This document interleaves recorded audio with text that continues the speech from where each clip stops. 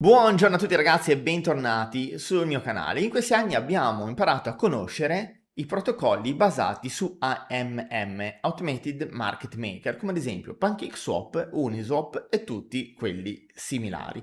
Quest'anno sta uscendo una nuova variante che viene chiamata Prop AMM, ovvero Proprietary Automated Market Maker, ovvero negli AMM classici per far funzionare il protocollo, e per questo che molte volte danno degli incentivi, hanno bisogno di liquidità, ovvero che ci siano delle criptovalute da poter scambiare, se no gli utenti vanno dove c'è la liquidità. Se io voglio scambiare BNB con USDC andrò dove c'è quella liquidità.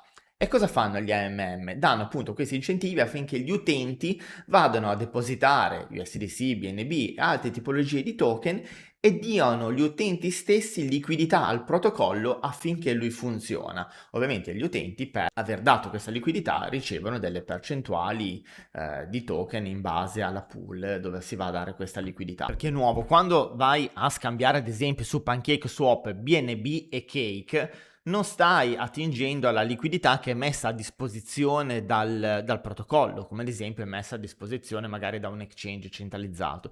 In questo caso stiamo scambiando un BNB per ricevere 470 cake perché qualche altro utente ha messo questa liquidità a disposizione del protocollo. E dov'è che un utente può dare liquidità se vuole? Ovviamente andando sulla sezione Earn Liquidity si può partecipare a una delle pool che si vedono sottostanti, oppure andare ad aggiungere manualmente la liquidità in una pool disegnata. E ovviamente dando liquidità l'utente cosa fa? Intanto fa sì che dall'altra parte un trader, come posso sempre essere io che volevo fare quello scambio, riesca a fare lo scambio. Il protocollo, per ringraziarlo della liquidità che lo sta facendo funzionare, gli dà degli incentivi in una rendita percentuale e anche una parte delle fee che avvengono con quegli scambi, ad esempio BNB e Cake. La prop AMM fa sì che non attinga più la liquidità dagli utenti, ma dal protocollo stesso che va a generare questa liquidità, oppure da un'entità specifica. Quindi il protocollo può fornire liquidità grazie al proprio capitale,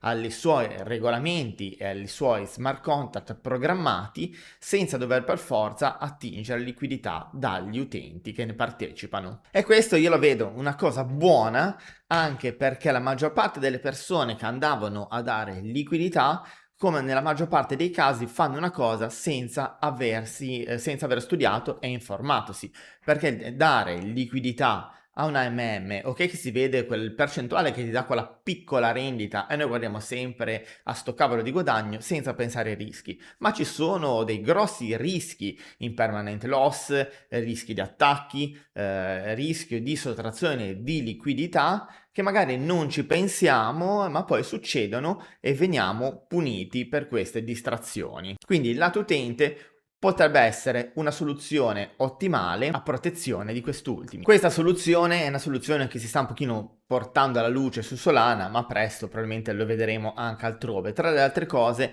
andando a fornire liquidità stessa al protocollo, si dovrebbe andare a evitare anche di avere degli slippage così elevati, perché magari scambiamo una coppia di token in una pool che ha poca liquidità o una pool magari che si rivela scam. Quindi si potrà, secondo me, andare a mitigare anche tutte queste cose dannose come liquidity pool scam, scambio di token che possono essere per l'appunto malevoli o attacchi di mathbot. Tra le altre cose, questi sistemi li potete trovare sotto forma di, come nome, Prop AMM oppure Dark AMM. Uno dei più conosciuti, principali che sta venendo fuori nell'ultimo periodo è Humidify, che è un exchange appunto decentralizzato costruito su Solana. Non ha pool di liquidità pubbliche, non ha un liquidity provider normali, la liquidità è gestita da un market maker professionale. Questo protocollo è stato lanciato nel 2020 2025, quindi l'anno scorso, e in pochi mesi ha processato decine di miliardi di dollari. Non ha un'interfaccia classica come Uniswap, SushiSwap, PancakeSwap, Radium, quindi la maggior parte degli utenti non lo vedono nemmeno. Su questo lato si deve ancora proprio lavorare sulla facilità, anche perché, come ho già detto in altri video, in questi ultimi anni, soprattutto anche da quest'anno, l'adozione passa anche da un'interfaccia più user friendly possibile. Il termine dark arriva dalla finanza tradizionale in realtà. Un dark pool, ad esempio, è un mercato dove gli ordini non sono pubblici e le balene, ad esempio, possono comprare o vendere senza muovere il prezzo. Nel caso specifico di Omidi Finance, gli ordini appunto sono meno visibili, la liquidità è privata, ci sono gli spread che sono molto bassi e si riduce al minimo il front attack e si riduce al minimo il front running e il MEV bot attack. Ovviamente cos'è che magari si va a perdere un pochino? Poi dipende dai casi, soprattutto in questo, si va a perdere un po' il filo di completa decentralizzazione. In pratica il trading diventa un po' più simile agli exchange classici centralizzati rimanendo on-chain, ma ovviamente come ogni cosa, come ogni strumento va gestito bene, perché se no può fare più danni che altri. Cerca di risolvere i problemi che ho appena esposto. Però c'è da dire una cosa: se la liquidità è gestita da pochi market maker, ovviamente la decentralizzazione, come ho appena detto, va pian piano a svanire. E se questi operatori controllano gran parte del mercato, si va a creare una nuova forma di concentrazione.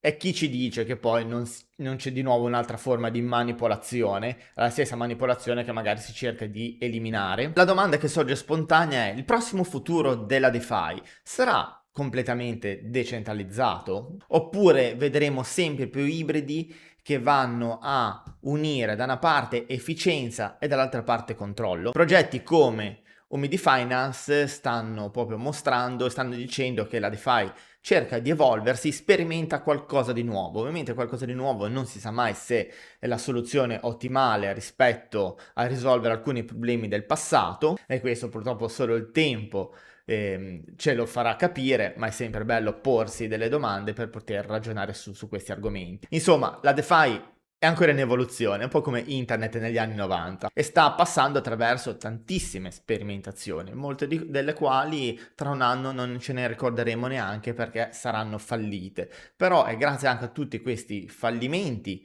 che poi si può migliorare un qualcosa. Comunque, cercando di capire questi nuovi modelli, si va un po' a identificare dove si sta muovendo il mercato cripto. Credo di essere il primo in Italia a parlare di questo argomento, spero che anche altri ne parlino, perché è giusto comunque confrontarci e imparare, come dico sempre, tutti insieme, ascoltando anche prospettive e idee diverse. Ti ringrazio per essere arrivato fino a qui. Se ovviamente il video ti è piaciuto, lasciami un like, condividilo con chi pensi sia interessante. Se non vuoi perderti prossimi aggiornamenti, iscriviti al canale. Ciao, grazie.